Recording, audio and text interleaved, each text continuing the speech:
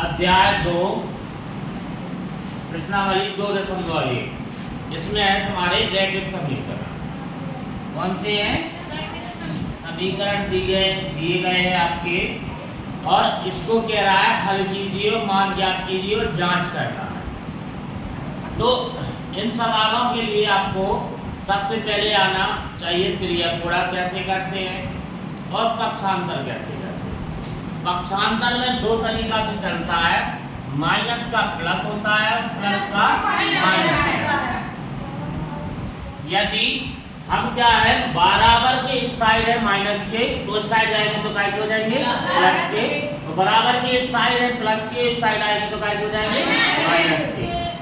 अब यहाँ पे प्लस के है तो काय के हो जाएंगे माइनस के, और यहाँ पे माइनस के है तो काय के हो जाएंगे प्लस के। ये रहता है आपका पक्षांतर का तरीका। दूसरा होता है आपका त्रियक गुणा। तो हमेशा पहली भिन्न कौन सी है आपकी 2/3 और दूसरी भिन्न कौन सी है 4/5। तो पहली भिन्न का दूसरी भिन्न के हर से गुणा, पहली भिन्न का दूसरी भिन्न के हर से गुणा, और पहली भिन्न के हर का दूसरी भिन्न के अंश से गुणा। ये आपका यहाँ हो जाता है पक्षांतर, और ये कहलाता है त्रियक गुणा। ये क्या कहलाता है त्रियक गुणा, यानी पहली भिन्न का अंश दूसरी भिन्न का हर का गुणा हो जाएगा, और पहली भिन्न का हर दूसरी भिन्न का अंश से गुणा हो जाएगा। तो ये आपका त्रियक गुणा कहलाता है। अब इसके बाद क्या होता है, जैसे x है, पहला प्रश्नावली 2.1 का पहला क्वेश्चन है 3x बराबर 2x प्लस 18। तो हमें समझने के लिए क्या करते हैं कि हम x वाले जो है ABCD के जितने भी अक्षर आपको इस प्रश्नावली में मिलेंगे, उस प्रश्नावली पूरी प्रश्नावली में हम क्या मान लेते हैं कि जो x y z वाले या ABCD वाले जो भी अक्षर है उनको लड़कियां मान लेते हैं, और बिना उसके जो भी है उनको हम लड़के मान लेते हैं। तो लड़कियों को लड़कियों की साइड पे बैठा लेंगे और लड़कों को लड़कों की साइड पे बैठा लेंगे। अब इसका मतलब है बैठाने का मतलब है आप पक्षांतर कर रहे हैं, इस साइड से उस साइड और उस साइड से इस साइड आ रहे हैं, तो इसका मतलब है आप पक्षांतर कर रहे हैं।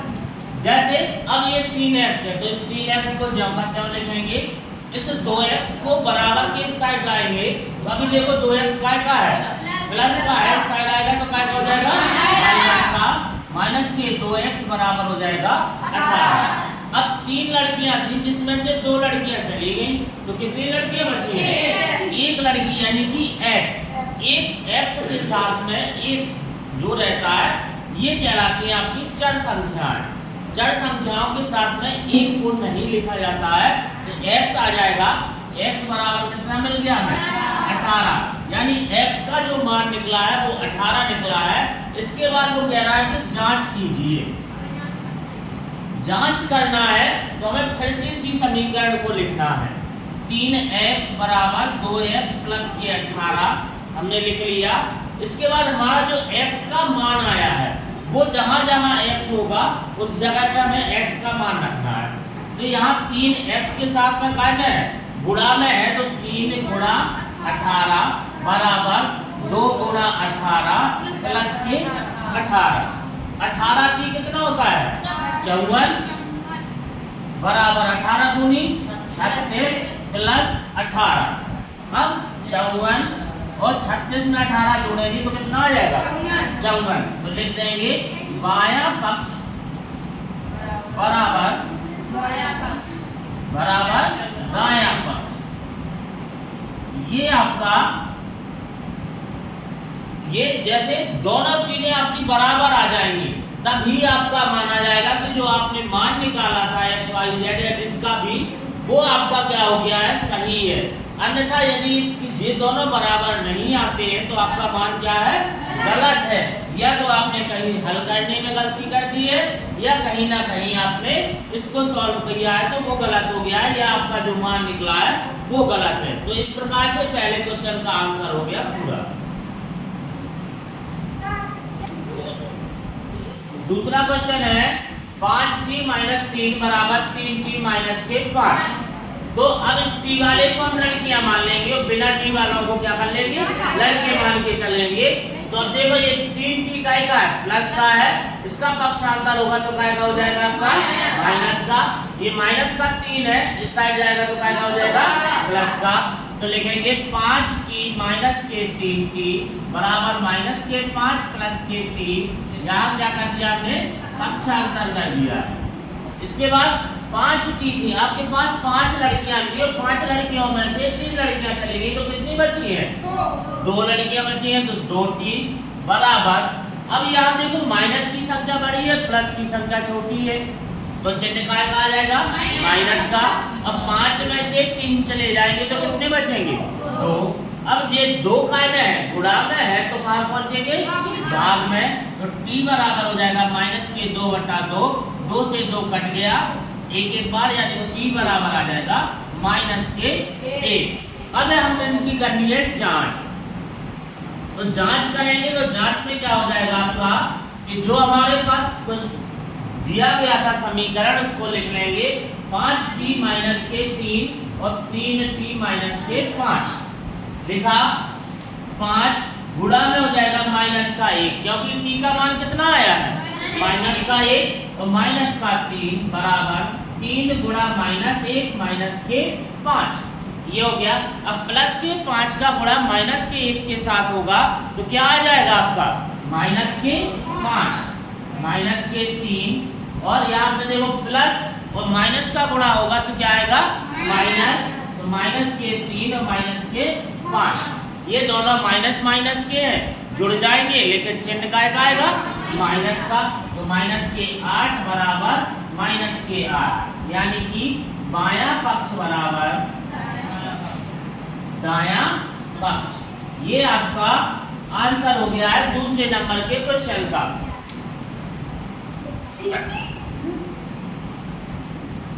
अगला क्वेश्चन है तीसरे नंबर का, 5x प्लस के 9 बराबर 5 प्लस के 3x। अब इस 3x का पक्षांतर कर लेंगे इस साइड और 9 का कर देंगे पक्षांतर इस साइड। देखो 3x भी प्लस का है और 9 भी का है आपका प्लस का है, तो दोनों ये इस साइड आएगा तो माइनस का हो जाएगा, ये इस साइड जाएगा तो भी माइनस का हो जाएगा। तो क्या हो जाएगा 5x माइनस के 3x बराबर 5 माइनस के 9। यहाँ क्या कर दिया हमने, पक्षांतर कर दिया है। इसके बाद देखो 5x में से 3x जाएंगे तो कितने बचेंगे, जैसे कि आपके पास में 5 टॉफियां थी और 5 टॉफी में से आपने 3 टॉफी खा ली, तो कितनी टॉफी बची है, 2 टॉफी बची है। तो 2x बराबर, अब देखो यहाँ पे, यहाँ प्लस की संख्या और माइनस की संख्या, तो किसकी बड़ी है माइनस की, तो चिन्ह काय का आएगा माइनस का। और 9 में से 5 चले जाएंगे तो कितने बचेंगे 4। अब ये 2 काय में है, गुणा में है, तो कहाँ पहुंचेगा भाग में। तो x बराबर हो जाएगा माइनस के 4/2, 2 से काट दो, 2 दूनी 4, यानी x बराबर माइनस के 2 आ जाएगा। इसके बाद हमें करनी है इसकी जांच। तो जांच में क्या करेंगे, फिर से इसी समीकरण को लिखेंगे बराबर 5 प्लस के 3x। अब जो x का मान आया था वो जहां जहां x है उस जगह पे हम माइनस के 2 लिखेंगे। तो 5 गुणा माइनस 2 प्लस 9, 5 प्लस 3 गुणा माइनस के 2 हो गया।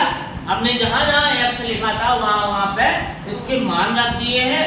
अब देखो 5 प्लस का है, ये माइनस का है, तो 5 और 2 का गुणा होगा, वो भी माइनस के कितने आ जाएंगे 10, प्लस 9 जो के तो बराबर 5। और देखो यहाँ पे प्लस और माइनस का गुणा होगा तो क्या आएगा माइनस, तो माइनस 3 दूनी 6। अब देखो माइनस के 10 में से 9 चले जाएंगे, यानी कि माइनस की संख्या बढ़ी तो माइनस का चिन्ह, और 10 में से 9 गए तो कितना बचेगा 1। और यहाँ पे देखो माइनस की संख्या बढ़ी तो माइनस का चिन्ह, और 6 में से 5 चले गए तो कितना बचा 1, यानी कि बायां पक्ष बराबर हो जाएगा आपका दायां पक्ष। यानी ये आपके तीसरे नंबर का क्वेश्चन का भी आंसर पूरा हुआ। क्वेश्चन नंबर है चौथा, इसकी प्रश्नावली का 2.1 का चौथा क्वेश्चन है। दिया गया है आपको 4z 4z प्लस 3 बराबर 6 प्लस के 2z। ये आपको दिया गया है। अब इसको हमें हल करना है, तो 2z को इस साइड से उठा के किस साइड लाएंगे, इस साइड, और 3 को क्या करेंगे, इस साइड ले जाएंगे। ठीक है, तो ये प्लस का 2z है, इस साइड आएगा तो काय का हो जाएगा, माइनस का, और ये माइनस प्लस के 3 है, उस साइड जाएंगे तो काय के हो जाएंगे, माइनस के। तो यहाँ हो जाएगा 4z माइनस के 2z। ठीक है, बराबर हो जाएगा आपका 6 माइनस के 3। ये क्या कर दिया हमने, पक्षांतर कर दिया यहाँ पे, यानी 2z को इस साइड लाए उठा के, प्लस का था तो माइनस का हो गया, और 3 इस साइड प्लस का था तो उस साइड गया तो काय का हो गया, माइनस का। 4z में से 2z चले जाएंगे तो कितने बचेंगे, 2z बच जाएंगे, और 6 में से 3 चले जाएंगे तो कितने बच जाएंगे, 3। तो z बराबर है, अब 2 गुणा में तो कहां पहुंच जाएगा, भाग में, तो यानी कि 3 बट्टा क्या हो जाएगा, 2। ये आपका z का मान निकल आया है। अब हमें क्या करना है, इसकी जांच करनी है। तो जांच करने के लिए क्या हो जाएगा, 4z प्लस के 3 बराबर 6 प्लस के 2z। ये हमारा समीकरण दिया गया था, हमने लिख लिया। अब इसका z का जहां जहां z लिखा है वहां पे हम क्या कर देंगे, मान रख देंगे। तो 4 गुणा 3 बट्टा 2 प्लस 3 बराबर 6 प्लस 2 गुणा 3 बट्टा 2। ये हमने जहां जहां z था वहां पे z का मान रख दिया। 4 से काटें, 2 से काटेंगे, 2 एकम 2 और 2 दूनी 4।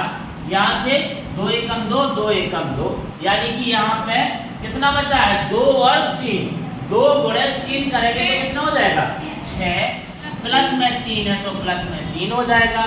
यहाँ पे बराबर, अब देखो 6 ज्यों का त्यों हो जाएगा, और 6 का गुणा 1 के साथ होगा तो कितना आ जाएगा, 3 एकम 3, तो प्लस के 3। देखो 6 में 3 जोड़ेंगे तो कितना हो जाएगा, 9, और यहाँ पे भी जोड़ेंगे तो कितना आ जाएगा, 9। यानी कि बायां पक्ष बराबर हो जाएगा दायां पक्ष। इस प्रकार से आपका क्या हो गया है, चौथे सवाल का भी हमें आंसर प्राप्त हुआ है।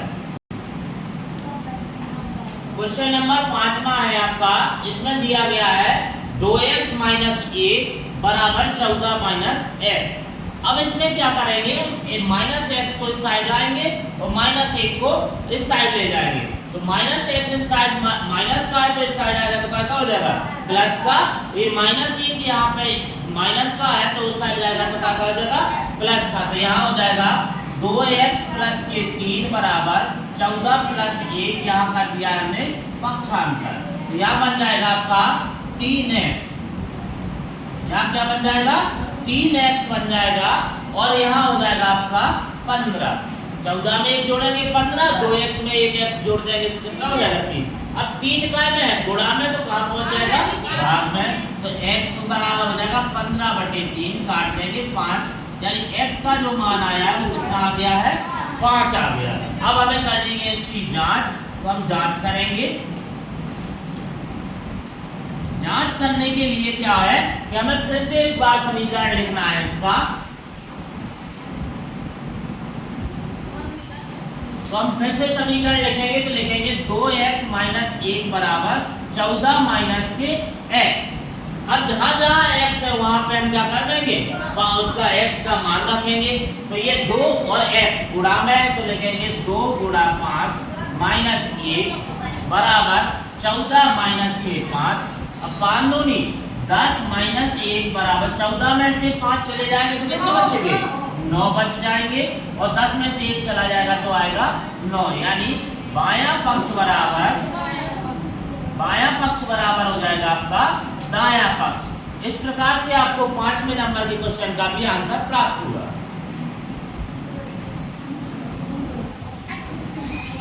क्वेश्चन नंबर 6वां है।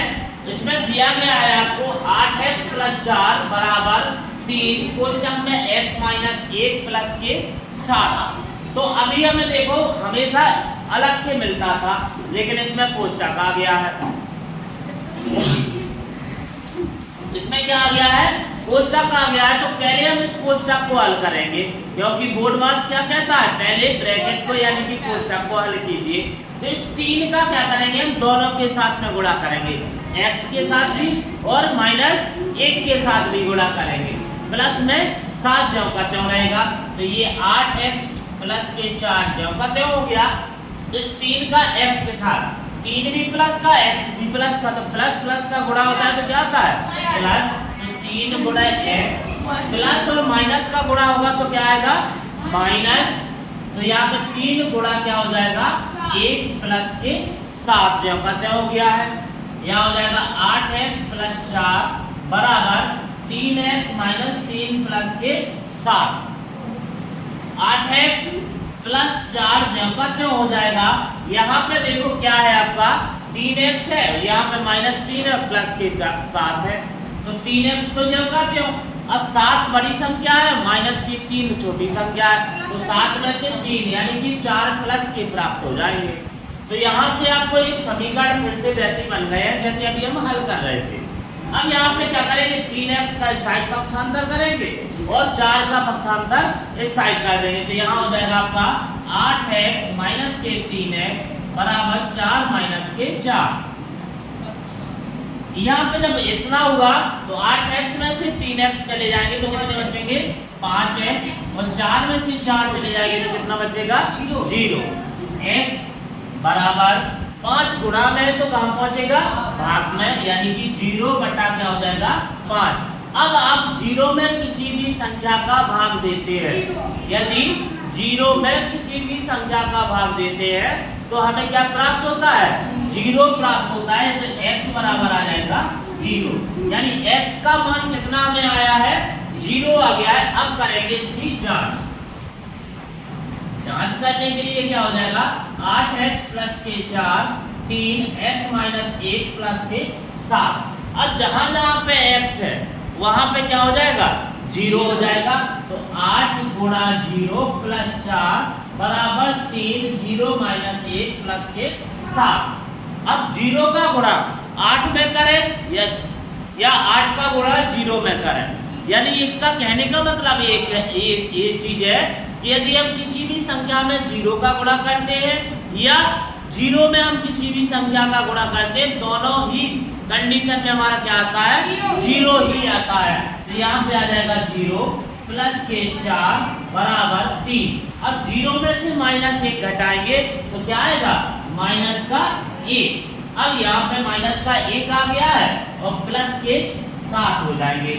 तो 0 में 4 जोड़ेंगे तो कितना आ जाएगा 4 और देखो 3 काय की है प्लस की और 1 काय का है माइनस का, तो प्लस और माइनस का गुणा होगा तो क्या आएगा माइनस 3 एकम 3 प्लस के 7। अब यहाँ पे 4 बराबर 7 में से 3 चले जाएंगे और वो भी कहे कि प्लस की संख्या 7 है तो प्लस का बड़ी हो जाएगी, और 7 में से 3 गए तो कितने बचेंगे 4, और पहले स्थान पे हम प्लस का चिन्ह लिखते नहीं है तो इस कारण से क्या हो जाएगा बायां पक्ष बराबर दायां पक्ष। ये हमें छठवें क्वेश्चन का आंसर प्राप्त हुआ है। कितना क्वेश्चन नंबर 7 में दिया गया है x बराबर 4/5 कोष्टक में x प्लस के 10।